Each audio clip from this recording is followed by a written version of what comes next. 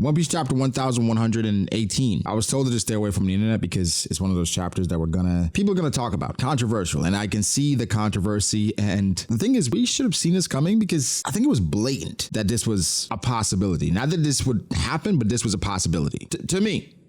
Per usual, let's take it from the top with this chapter, from the cover story all the way down to that insane ending, which I understand it being a big deal, but I don't understand why it would be a big deal, considering we're reading One Piece. But people have a right to feel how they feel. Now, cover story, nothing really happened. Yamato now she has like a bento box and she's on her way. Like she's on her way to her pilgrimage. Nothing really advanced. I'll say this, don't worry about these cover stories and them taking forever to get to where they gotta get to. They typically pay off. So with Yamato doing this and it feeling like it's stagnant, where it's like, yo, you're going to Otsuru, you're going to Kinemon, give it time. This is extra content regardless. We could have been getting a cover art request. That's not canon. We got a cover story. So it's cool. I think especially considering what we found out with Vegapunk and the world previously being, or the current world is just a residual after the world from the past, everything is underwater. We saw that literally in Wano. So Oda could touch on some of these things based on what Yamato finds out. Be patient. Now, the chapter. For certain One Piece chapters, it's sometimes hard to verbalize what was illustrated, because sometimes it's much ado about nothing, but it is important to talk about it. The beginning of this chapter, the Iron Giant is falling. It's falling on a marine ship, going into the water saying, "Joy Boy, where are you?" Right? And it's like, simple, nothing much ado about nothing. But in the midst of it, right, we see the Iron Giant. It seems like the snail came back on for a second and it continues what it was saying, because it went out for a little bit. It came back and it said, and their name was, and it went back out. So we go off of the previous chapter. It said, there is a traitor. That's not what it said. That's not what it said at all. It said, those of you who carry the name D, among you there is Mo. In the Viz translation, it said, among you there is also, or it said A. Among you there is A, and they cut off. So this chapter is continuing by saying it cut off, cut back in, and their name was. So whatever Vegapunk said, among you there is he used an adjective. Now he's saying the name of what he used. So traitor makes a lot of sense, saying there is a traitor, there is a king, something like that, some way to describe this person where this person stands out among the D clan. I don't know. Oda's great at this because technically it does not lead us further to the answer, because it narrows down exactly what could have been stated, but more could have been left out. So in a way, it's like it makes things even more complicated. I'm not gonna lie. I guess for all accounts, in regards to this specific scenario, Oda's gonna bait it. I do feel optimistic about what could happen going forward, just considering how the end of the chapter played out, where I think this thing may come back on based on what's happening. And we could say, okay, we feel like it's going to take a long time for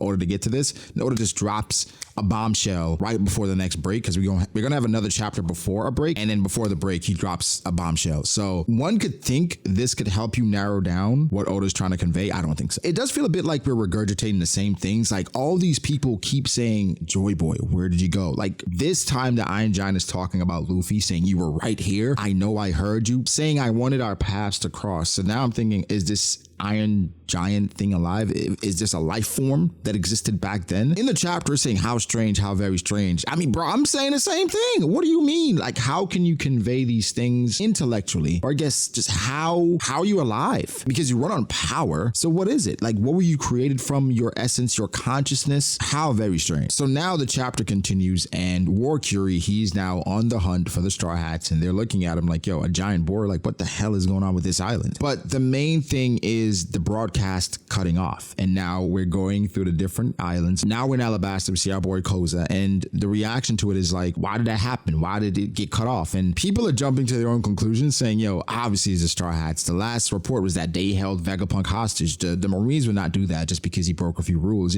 so it's like, well, but that's how propaganda works. And people, if you don't give them a fitting conclusion, they're going to come to their own. So that's just what's happening. There is a panel, right? And I don't know, but it was just, there's a panel when they talk about the broadcast and determination, and they're talking about how Luffy's the one that killed Vegapunk. And this is just me, right? But I couldn't help but feel like, am I, because of Don, Krieg, and Gin being in the last chapter, now I'm paying attention and looking out. I'm like, is that Mr. 5? Is that Miss Monday? There's no confirmation of these things, right? At all. But the pigtails and then the hair, maybe I'm reaching. I'm like, is this just Baroque works? I don't know. I don't think so, but it's just Don, Krieg, and Gin being back. It has my head just thinking about some of these other characters. I don't don't let Zoro know Miss Monday is still walking around.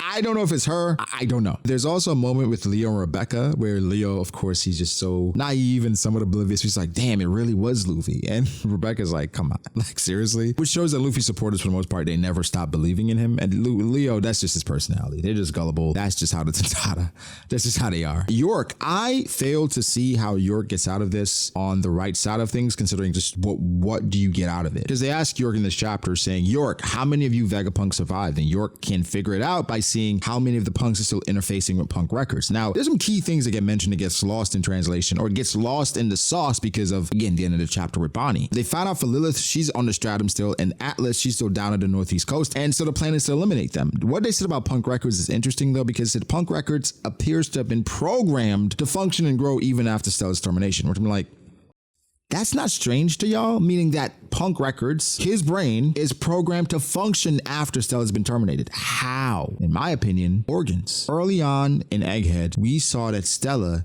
could grow organs. They were growing organs in Egghead. So is there a way that he could basically create like an alternate body that's connected to Stella, connected to Punk Records, meaning the brain is alive, right? But for the body to be alive, could you create like an alternate body with alternate organs that basically operate as a double to support the brain? Because they were literally growing organs there. And I saw it recently in the anime episode. So I was like, yo, that's kind of crazy. So just something to consider. But the fact that a brain is programmed to function, that's not how brains typically work. But Vegapunk, I mean, he's the smartest man in the world, and this is One Piece. Like, let's just keep that in mind. This is One Piece. Even for the end of the chapter, this is One Piece. Everyone is starting to set sail, though. Giants, Dory Brogy, Luffy, they're hopping on the ship. Luffy's like, yo, this ship is so big. This is a giant ship. And you're starting to feel the Elbaf essence. Like, we're finally making our way to Elbaf. And that's kind of crazy. I'm not going to lie. I'm excited for that, considering just how it's been built up in the lore. And of course, it could be connected to Shanks. And then we get to see some reunions as well. But yeah, you're starting to feel it, especially with Luffy being on that ship. I like that they ask about Usopp. Luffy asks about Usopp, considering he understands Usopp and his connection to the Giants. And so I expect a major arc from Usopp in Elbaf, as does everyone. It would be really disappointing if Usopp does not get significant moments, I don't know, growth that I expect considering Usopp's character and what it's been. I remember post time skip when I first read Usopp or Return to Sabaody, I had an expectation for Usopp after I saw like how much he grew physically. And he did have moments where he did show courage, and Dressrosa reverted all of that, but then he ended up coming back and overcoming his fears for the most part. Usopp is what he is. I don't expect much growth. I just expect moments, right? Moments where what he excels at, those things are amplified and accentuated. So Elbaf, give me what I want. Give me some Usopp moments. So obviously the Marines are still chasing after the Giants, and last chapter we had Bluegrass and Doll going after them. Things didn't work out the way they did or the way they were supposed to, because Bluegrass and Doll both got turned to kids, obviously by Bonnie, and Bluegrass is saying, yo, like, she's incredible. And Doll is like, that it's a Doll. She has a fire within her, but Bluegrass, I did appreciate, again, this is a reiteration, but Bluegrass, what she said last chapter, stuck with me, because she's saying, don't just be a face in the crowd, step out and be a star. That was fantastic. I love that so much. But Bonnie's power is broken, right? And it's further amplified later in the chapter. Bonnie's almost sneering at Doll, saying, you Marines are going to get in trouble for letting me get away, huh? Because she just turned them to kids. Just very brazen in the way she's doing it. It's kind of cool. I'm not going to lie. But of course, it doesn't come without some casualties, with Kashi getting completely annihilated by Doll. So it doesn't amount to anything because Kashi's still on the ship and they can't get to him anymore because they're kids. But Vice Admiral W's, but W, then it turns right into an L. It's just the life of a Vice Admiral.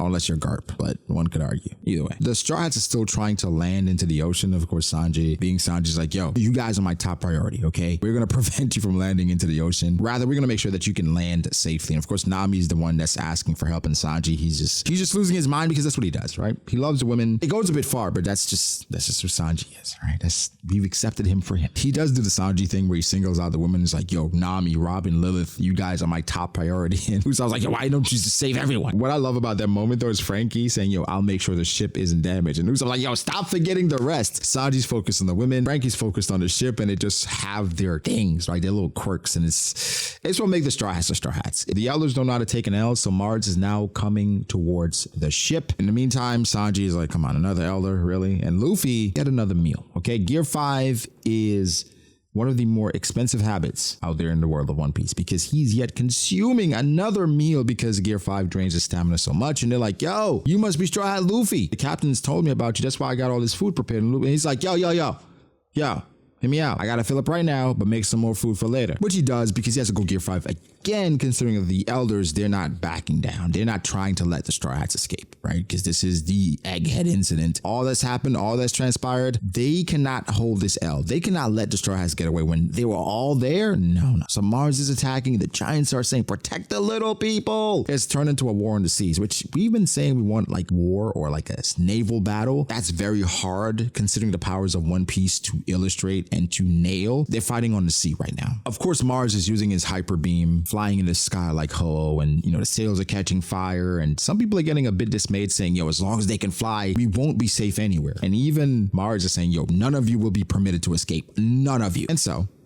it leads to an amazing moment, I think. Some could say amazing good, some could say amazing bad. Either way, it's amazing. You see music happening, right? Just like when Luffy transforms to Gear 5, and Luffy obviously transforms in front of Bonnie, directly in front of her at this point, and she's like, wow, Nika. What was interesting is for the Elbaf Giants, they're saying it's like a festive beat. So I'm like, is that something that's common on Elbaf, the beat that Joy Boy uses when he transforms, Joy Boy being Luffy? But the funny part as well is like, it's not Skypiea, but you have the Giants dancing around the fire that's on the ship with the sails. So it's almost like it's emulating that in a different format, obviously, or different setting where they're dancing around the fire. And they even realize like, yo, we can't keep doing this. We have to kind of put out the fire, which shows us how, I would say, scintillating, captivating Joy Boy in Gear 5 Luffy is. It kind of pulls everyone into his pace and completely alters their mood in a way. Like Bonnie, she's in front of Luffy like starstruck, and Luffy's like, yo, come on, don't you want to blow these guys out of the water? She's like, I can't keep up with you in that form. And Luffy provides encouragement, right? He spoke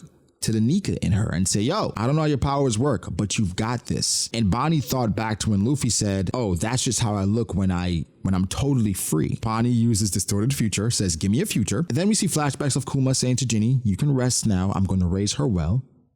We see Bonnie, give me a distorted future. Distorted future, give me a future where I'm totally free. And Bonnie uses Gear 5 Bonnie. So now we have two Nikas in Paris. This is obviously shattering the community and their perception of things because they feel like it's bullshit. I went back because I made a video saying Oda is breaking One Piece. It's chapter 1101 after chapter 1101. And I spoke briefly about Bonnie and how Bonnie and her powers make sense because at the end of that chapter, Bonnie used give me a Nika-ish future. That's what she said. Give me a Nika-ish future. And she used something similar to Gear 3rd. And we had a lot of discourse about Bonnie and her powers, where it's going, the possibilities. Made an entire video about it. Now I plan on expanding a lot on that video, but I'm going to put a clip towards the end of some of my observations with things because I think it's still apparent. I'm not gonna lie to you guys. At first, I wasn't feeling it too much because it felt like a fanfic, right? Because I've seen so many of these pictures of different people in Gear 5. It's like, bro, what? Is this gonna become a thing? I think when you look at it from the perspective of Bonnie and everything she's been through and what her dad was searching for, what she was searching for, and her goals, things she wanted to accomplish, right? It's a beautiful, cathartic moment. It comes full circle. You feel some solace for Bonnie that's been through so much that she finally achieved something that her dad was even searching for. And it's almost like a shared dream. That's how you should look at it. If you're looking at it from the powers perspective and how Bonnie's ability works, the nitty gritty, we don't know exactly, right? We're going to get into the nitty gritty of how her power works, but it's fine.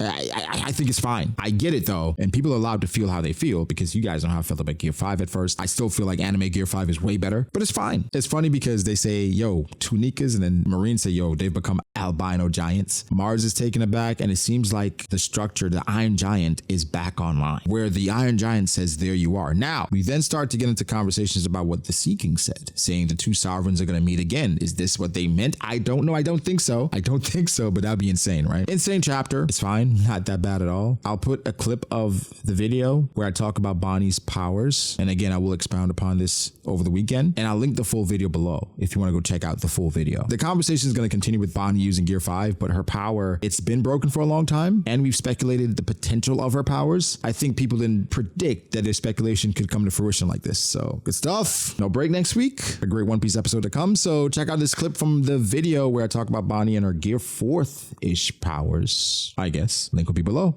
Like the video, subscribe. Catch you guys in the next one. Peace. Even beyond that, Bonnie, we know for a fact, can access other timelines. All right, let me show you something. Back in Egghead, we see Bonnie transform Luffy to an old man. You're like, this is just simple. She's just transforming Luffy to an old man. She's just aging him. In case you don't know, Oda does this thing where he draws a character's design in timelines. One, if everything goes right, and another if everything goes wrong. He did it for Luffy, and this is the result. So therefore, looking at this, the timeline Bonnie pulled old Luffy from is if everything goes wrong. Because I mean, in this timeline, everything is already going right for this bundle of luck. Now, I know people are saying Bonnie can't pull from a future where she ate the Nika or uses Luffy's attack because Luffy doesn't even have that attack yet. I don't know, that's weird to me, considering Kuma said this without knowing of Luffy's abilities. Nika existed before Luffy, guys. This future could be from various timelines. Essentially, at this point, Bonnie has a fruit that can call on possible futures and different states that exist without the limitations of knowing if they're real or not. So she's pulling from imagination. Bonnie could essentially pull from her imagination using time manipulation due to this entity existing at one point. What Bonnie is doing is already explained already in the story by the Quantum Man himself in Vegapunk. Not as a definitive idea, but rather a theory. So I guess a quantum theory. Vegapunk said devil fruits exist from desires. And he also said they could possibly represent many branches of the future of humanity. Branches of the future? That means Bonnie is just accessing a different fruit's power from the many possible branches out there, theoretically.